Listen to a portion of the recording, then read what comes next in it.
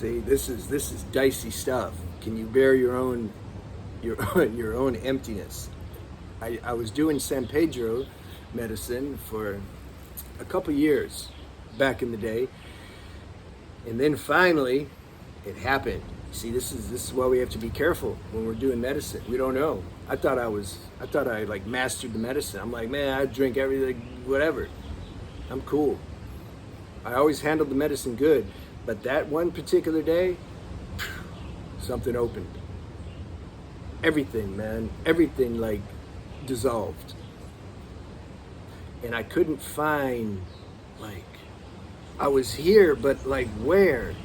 The vastness, the universal vastness, was so palpable at that time that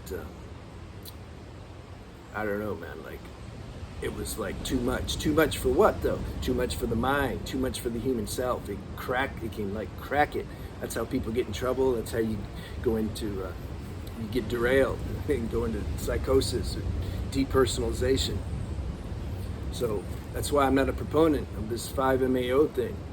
It's too jarring. It's too fast, you know. That's not what I did. I did San Pedro, but still, you know. And you don't need medicine to do that. It can happen organically. But anyway, once that door opened, it becomes easier to open after that. And then it would open just spontaneously. That's like a deep detox is what it is. I was just watching that movie. Did you see Hypnotic with Ben Affleck? That was pretty good. I was watching the scene because that hypno guy, he could like put you in a trance, and so he was creating all these pictures when Ben Affleck was driving the motorcycle, and constructs. He was creating all these imaginary constructs, and then they would just dissolve, you know. And I'm like, and then I went back into like the door opened again. I'm like, uh-oh. It's okay, calm down after a few hours. But that's a deep detox. Anybody that's done dry fasting, if you've done water fasting and dry, okay, if you did juice fasting, and then if you've done water fasting, if you've done dry fasting, which one's more intense, right? Dry fasting's super intense, especially if you go more than, 4 or 5 days. Especially then if you're exercising also on top of that. I've always been pretty radical at everything I do. I was 5 days on a dry fast, and I was running up mountains. I was like, I'm Superman. I thought, because you get into altered states. I was sitting on the beach when I was in Thailand. I really didn't know, like, is this the dream state I'm in or my waking state? I couldn't figure it out. It's getting trippy. And then I'd go to the sauna on top of that. Deeper detox. And then I had to break the fast because I just like spent all my energy, my reserves. I mean, just getting to the glass of water, which was 2 feet, was a big deal. I'm like, okay, I think it's time to. And then I drank a little bit and I just came back to life. This is the importance of water. So dry fasting, super intense detox. This though, bearing your own emptiness, you're like detoxing. The consciousness is detoxing its identity. How are you going to get deeper than that? You're like, identity is being undone. That's what happens. And but see, grace is with us. It knows how much to turn the volume up and then when to back it down. And the other thing is, like, who are you going to tell? This is the thing that we run into. Like, it's one thing if you have a drug addiction or a relationship ended. Like, there's places to go and people to talk to. Who are you going to talk to about this? They'll lock you up. Tell your parents. But see, grace is with us. We have to trust that. That's what when it gets right down to it, the only thing we can rely on is, you can say, our true self or God or whatever words you want to use. When we get into these other levels, like, who are we going to talk to? Even if we talk to a spiritual teacher, they can reassure us, you know, because I was talking to somebody, he'd done that 5 medicine, and he just couldn't, he was just, I know what he was, you know, he was just panicking and restless, and, you know, it was all out of sorts and out of balance, and you can only do so much. You gotta, like, you have to bear this, you have to work through this within the individual constructs of your own consciousness, you know.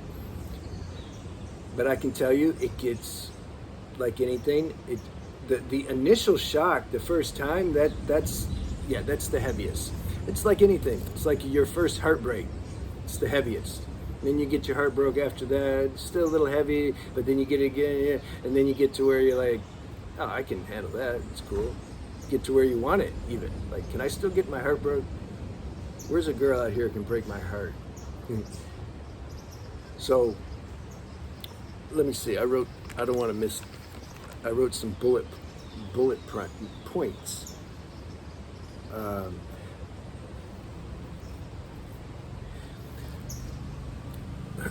See, this is hard to accept. This knowledge, self-knowledge, this awakening, these subtle insights of perception we have, intuition, all these faculties, it's still software. It's still software. The pure self, this true emptiness, it doesn't have any of that. It just doesn't. All this software is for the human individual sense of self, and it's great.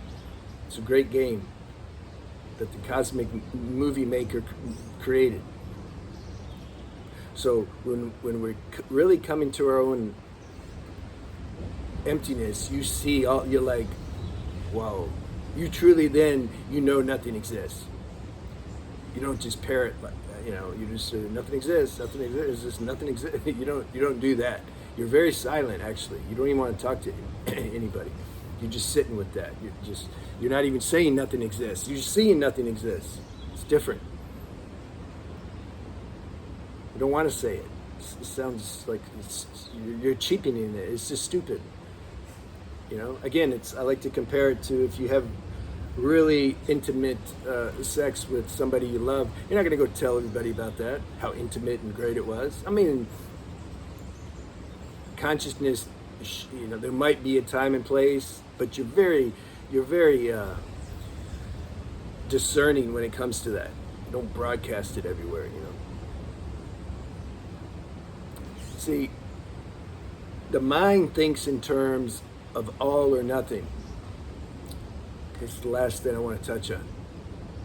So the mind, before it has, see the mind, you know, if people only spoke what they actually had experience with, man, things would be really quiet, you know. But the mind, it likes to hear things, read things, and then spout it out as though it's realized these things. A lot of people do that with how the body works. So no, if you take this, and you know, these certain nutrients, and what that's going to do is going to like decalcify your pineal gland. And have you done it? Do you have the subtle insight and perception to, first of all, perceive your pineal gland? And then can you tell when can you feel how the chemistry starts decalcifying it? Is that, no. See, people just repeat stuff. So the mind likes to imagine everything, and it's never what it imagines. I remember before I ever went to India, before I went anywhere, if I was to go on a trip, automatically you have some imagination. Oh, I wonder this will probably be like this. Oh, it's never like this.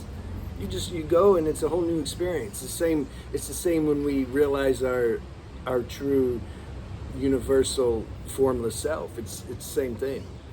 But the mind, can you believe the mind actually tries to imagine what that is? And the mind works in black and white, all or nothing. It says, okay, I've realized when you realize the source, or it imagines it's realized it, that's it. There's no need to even talk on a practical human level anymore, individual level, because there's no individual, and there's only the source, and I don't even know who's talking right now, and you know, all that. So there's that, or the mind imagines that there's just you're lost, egotistical people. They're totally identified. They have no sense of their true nature. You see, it's neither one. It's both. It's both. It's a consolidation. A true, you can say, spiritually mature being has intuited. They didn't do it, but through grace consolidated that. So there's awareness. There's awareness of, you could say, your formless self and the human character self. Both are important. Both are the same thing too. So it's like you have your cake and you're eating it too. You know how they say this person wants their cake and to eat it too. You can't do that. And this you can.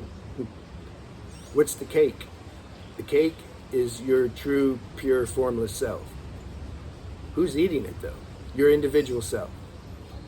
Individual self has recognition on some level of the formless self, and it's eating the formless self. The formless self is eating itself through the individual self.